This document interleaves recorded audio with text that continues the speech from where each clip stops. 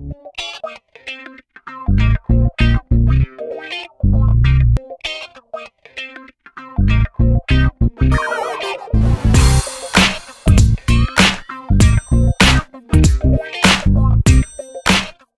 bien, bonjour, l'objectif de cette vidéo est de pouvoir répondre à la question suivante, la numération binaire ou hexadécimale, c'est quoi?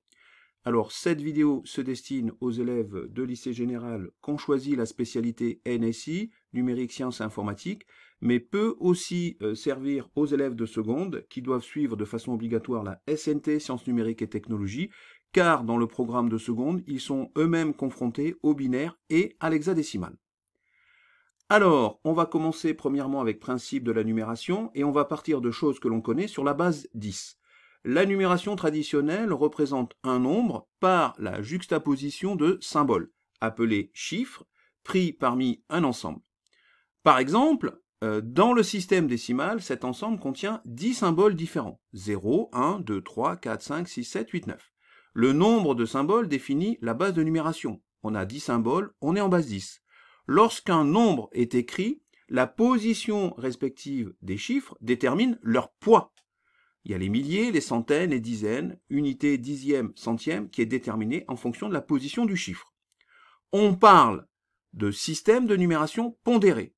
C'est une numération positionnelle. La définition d'un système de numération pondéré repose sur 3 notions. Alors, la base du système, c'est un nombre entier, noté B, qui vaut 10 pour le système décimal.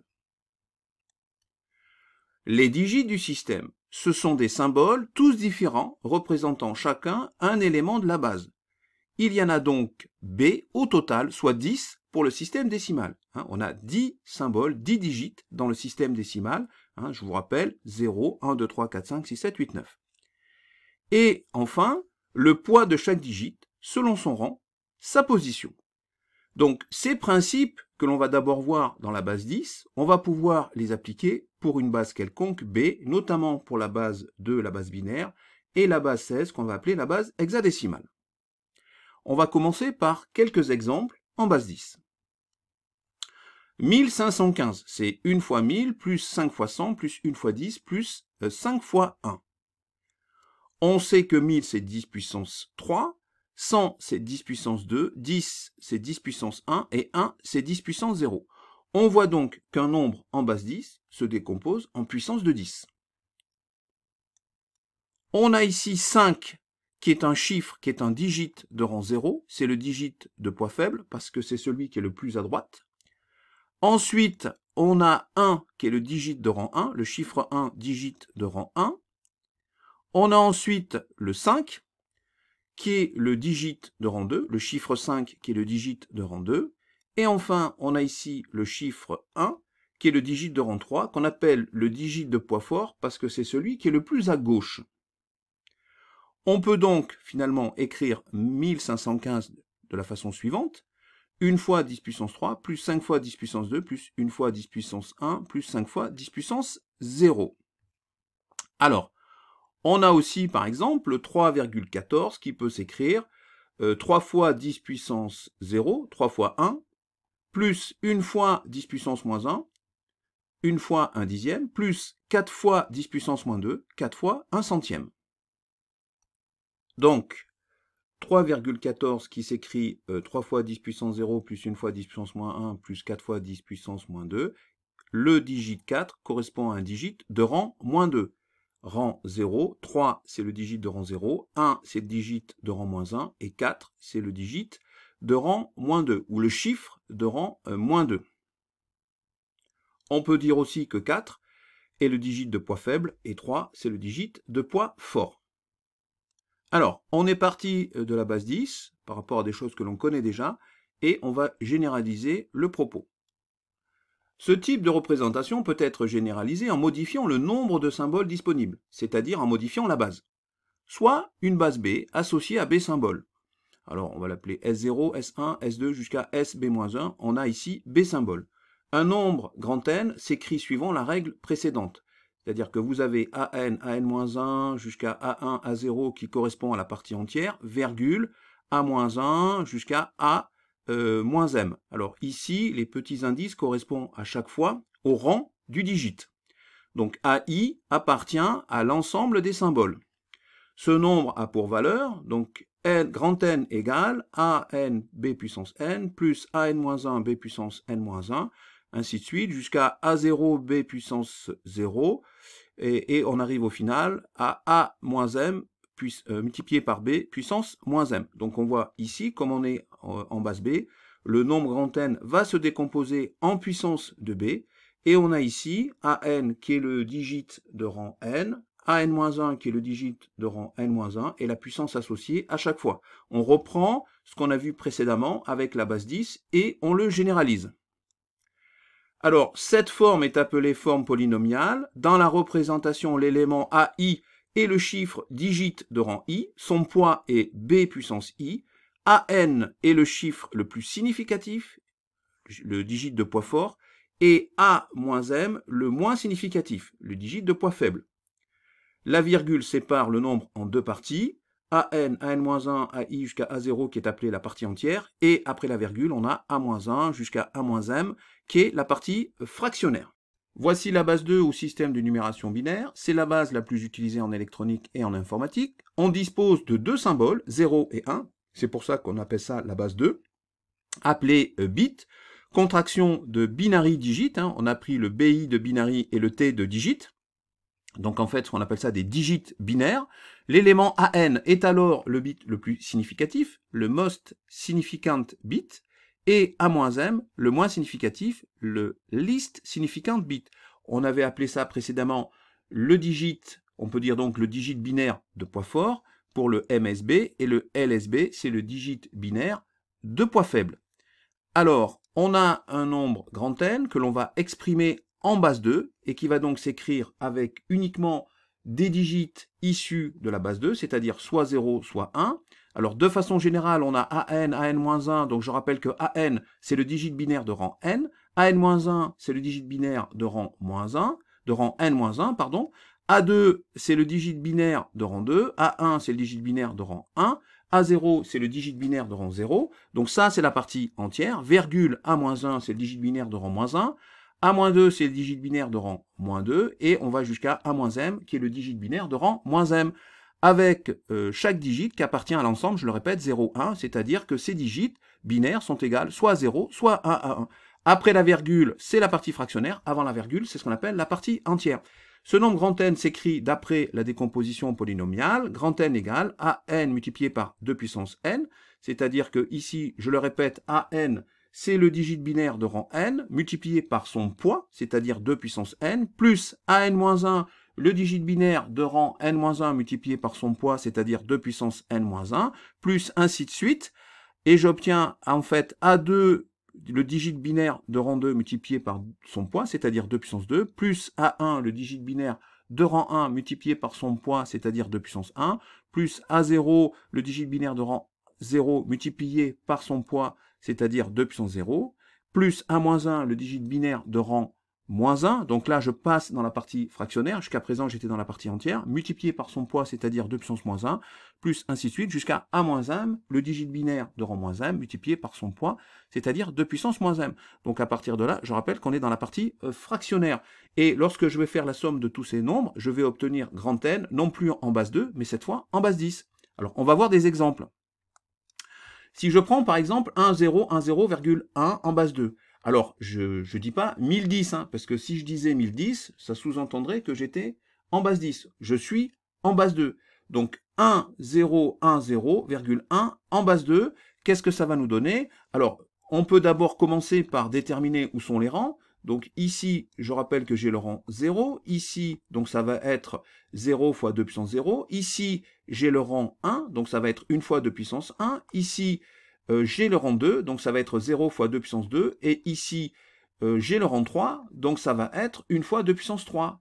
Ici, je vais avoir le rang -1, donc ça va être 1 fois 2 puissance -1. Alors, ça nous donne A3 fois 2 puissance 3 plus A2 fois 2 puissance 2 plus A1 fois 2 puissance 1 plus A0 fois 2 puissance 0 plus A-1 fois 2 puissance -1, avec ici le premier 1 qui correspond au digit binaire A-1, le 0 qui correspond au digit binaire de A0, 1 qui correspond au digit binaire A1, le digit binaire de rang 1, ce 0 ici qui correspond au digit binaire de rang 2, A2, et le dernier 1 à gauche qui correspond au digit binaire de rang 3. Alors si je remplace A3, A2, A1, A0 et A-1 par leur valeur, j'obtiens 1, 0, 1, 0,1 en base 2, avec, je reprécise ici le 1 à droite qui est le LSB et le 1 complètement à gauche qui est le MSB, ou ce qu'on appelle aussi le digit binaire de poids faible et ici le digit binaire de poids fort.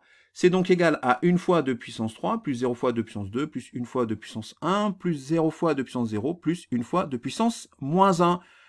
Cela va me donner, donc 2 puissance 3, ça fait 8, donc 1, 0, 1, 0,1 est donc égal à 1 fois 8, plus 0 fois 4, puisque 2 puissance 2, ça fait 4, plus 1 fois 2, 2 puissance 1, ça fait 2, plus 0 fois 1, c'est-à-dire 2 puissance 0, je rappelle que ça vaut 1, plus 1 fois 2 puissance moins 1, c'est-à-dire 0,5. Cela va nous donner 8, 1 fois 8, 8, plus, donc là, 0 fois 4, ça fait 0, 1 fois 2, ça fait 2, 0 fois 1, ça fait 0, 1 fois 0,5, ça fait 0,5. 8 plus 2, 10, plus 0,5, j'obtiens ici 10,5, 10,5, mais en base 10. Donc 1, 0, 1, 0,1 qui est en base 2 me donne 10,5 en base 10. Donc on peut préciser le rôle de la fonction de cette forme polynomiale, c'est finalement de convertir une base B, donc ici la base 2, en base 10. Alors, on va voir d'autres exemples. Ici, 1, 0, 1, 0, 0, 1, 1, la partie entière est la même, c'est la partie fractionnaire qui change. Cela va nous donner donc 1 fois 2 puissance 3, puisque je rappelle qu'ici, j'ai un digit binaire qui est de rang 3, ici le digit binaire est de rang 2, ici le digit binaire est de rang 1, et ici le digit binaire est de rang 0. Celui-là est de rang moins 1, ce digit binaire est de rang moins 2, et le dernier, ici complètement à droite, est de rang moins 3. Donc la forme polynomiale va me donner 1 fois 2 puissance 3, plus 0 fois 2 puissance 2, plus 1 fois 2 puissance 1, plus 0 fois 2 puissance 0, plus 0 fois 2 puissance moins 1, plus 1 fois 2 puissance moins 2, plus 1 fois 2 puissance moins 3. Je rappelle que 2 puissance moins 2, c'est 1 sur 2 au carré, c'est-à-dire 1 sur 4, ça me donne 0,25. 2 puissance moins 3, c'est 1 sur 2 puissance 3, c'est-à-dire c'est 1 huitième, ça nous donne 0,125. J'obtiens au final, donc 1, 0, 1, 0,011, 8 plus 0 plus 2 plus 0 plus 0, donc ça va, la partie entière c'est toujours la même, ça va être 10, plus 0,25 plus 0,125, ça va nous donner 0,375. Au final, on obtient 1, 0, 1, 0,011 en base 2, ça nous donne 10,375 en base 10. Alors, on va voir un autre exemple, 1, 0,11, donc je répète encore, ici j'ai les digits de rang 0, ici je vais avoir le digit de rang 1, et ici j'ai le digit de rang 2.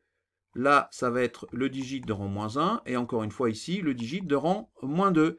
Donc la forme polynomiale va me donner 1 fois 2 puissance 2, plus 0 fois 2 puissance 1, plus 0 fois 2 puissance 0, plus 1 fois 2 puissance moins 1, plus 1 fois 2 puissance moins 2, c'est-à-dire 2 puissance 2 fois 1, ça fait 4, 0 fois 2, puisque 2 puissance 1, ça fait 2, ça fait 0, 0 fois 1, 2 puissance 0, ça fait 1, ça fait quand même 0, 1 fois 2 puissance moins 1, c'est-à-dire 1 fois 1 demi, ça fait 0,5, plus 1 fois 2 puissance moins 2, 1 fois 1 sur 2 au carré, c'est-à-dire 1 quart, ça fait donc 0,25. Cela me donne au final 4 plus 0,5 plus 0,25, c'est-à-dire 4,75 en base 10. 1, 0, 0,11 en base 2, cela me donne 4,75 en base 10. On va voir maintenant la base 16 ou numération hexadécimale. La base 16 est apparue avec la logique microprogrammée et les microprocesseurs. On la voit aussi avec les adresses IPv6 et notamment l'adresse MAC de l'ordinateur. L'ensemble des symboles contient 16 éléments, puisqu'on est en base 16. Comme il n'est pas possible, traditionnellement, d'écrire avec un seul caractère un chiffre dont la valeur est supérieure à 9, parce que par exemple, quel est le nombre on ne peut pas écrire des chiffres dont la valeur serait supérieure à 9. Après, j'ai 10, qui est un nombre constitué de deux chiffres, 1 et 0. L'ensemble, donc, comporte des lettres. Je répète, comme il n'est pas possible traditionnellement d'écrire avec un seul caractère un chiffre dont la valeur est supérieure à 9, l'ensemble comporte des lettres. Par convention, grand A est équivalent à 10, grand B est équivalent à 11, et ainsi de suite. l'ensemble des symboles de la base 16, et donc 0, 1, 2, 3, 4, 5, 6, 7, 8, 9, A qui va correspondre à 10, B qui va correspondre à 11, C qui va correspondre à 12, D à 13, E à 14, et F va correspondre à 15. Donc voilà quels sont les symboles, quels sont les digits de la base 16. On va voir maintenant des exemples. Alors, 2BF, A. Donc je décode quels sont les différents rangs. Donc ici, j'ai un digit de rang 0, un digit de rang 1 et un digit de rang 2. Donc à chaque digit, je vais avoir le poids associé, c'est-à-dire au digit de rang 0, je vais donc associer son poids 16 puissance 0. Au digit de rang 1, je vais lui associer son poids 16 puissance 1. Au digit de rang 2, je vais lui associer son poids 16 au carré. Et ici, j'ai le digit de rang moins 1. Donc cela me donne ici A2 fois 16 au carré plus A1 fois 16 puissance 1 plus A0 fois 16 puissance 0 plus A-1 fois 16 puissance moins 1. Donc j'ai ici les différents digits associés donc à leur rang. Donc je rappelle que ces digits appartiennent à l'ensemble 0, 1, 2, 3, 4, 5, 6, 7, 8, 9, A, B, C, D, E, F. Si je fais la correspondance, cela me donne A2, c'est-à-dire 2, 2 c'est 2 en base 16, il n'y a pas de souci, donc c'est 2 fois 16 au carré, le digit. A1 qui correspond à B, eh bien B, cela correspond à 11, puisque A correspond à 10, donc 11 multiplié par son poids respectif, c'est-à-dire 16 puissance 1, puisque je rappelle que ce digit est de rang 1, plus A0, c'est-à-dire 15, puisque F correspond à 15, F c'est le symbole donc hexadécimal qui va correspondre à 15, multiplié par son poids respectif, c'est-à-dire 16 puissance 0, puisque j'ai ici un digit de rang 0, plus A-1, c'est-à-dire A qui correspond à 10, qui est ici le digit de rang moins 1, associé à son poids, c'est-à-dire 16 puissance moins 1.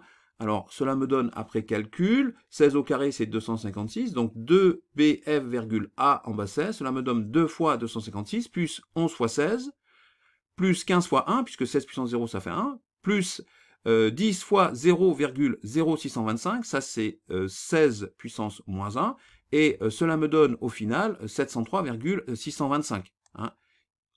Alors, maintenant, on va voir EDF. On obtient donc ici 14 fois 16 au carré. Je rappelle que ici, j'ai le digit donc de rang 2. Et si je lui associe donc son poids, ça va donc être 16 au carré. E correspond à 14, donc c'est 14 fois 16 au carré, plus 13 fois 16. Ici, j'ai le digit de rang 1.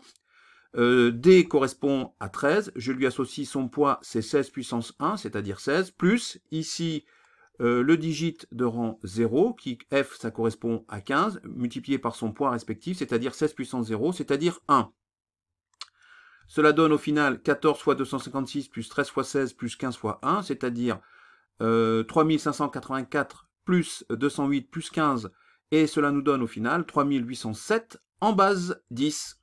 Et bien voilà, c'est la fin de cette vidéo, j'espère qu'elle vous a plu. Et je vous dis donc à bientôt sur la chaîne YouTube ainsi que le site Scol Mathématiques.